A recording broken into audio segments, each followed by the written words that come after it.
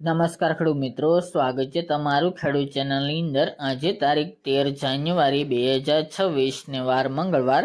આજે આપણે થરાદ માર્કેટ યાર્ડના તાજા બજાર ભાવ જાણીશું, જેમાં જીરુના સૌથી ઊંચા ભાવ 4551 રૂપિયા આજે નોંધાઈ રહ્યા છે।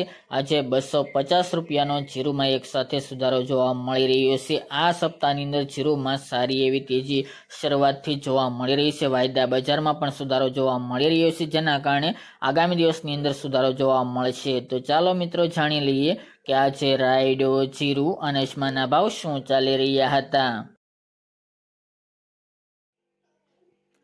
ખેડૂત મિત્રો, આજના થરાદ માર્કેટ યાર્ડના બજાર ભાવ જાણીએ તો જીરું 3200 થી 4551 રૂપિયા, રાયડો 1270 થી 1346 રૂપિયા, ગુવારગમ 1081 થી 1100 રૂપિયા, એરંડા 1285 થી 1344 રૂપિયા, ઈસબગુલ 2050 થી 2651 રૂપિયા, વરિયાળી 1380 થી 1580 રૂપિયા અને બાજરી 407 થી 505 રૂપિયા।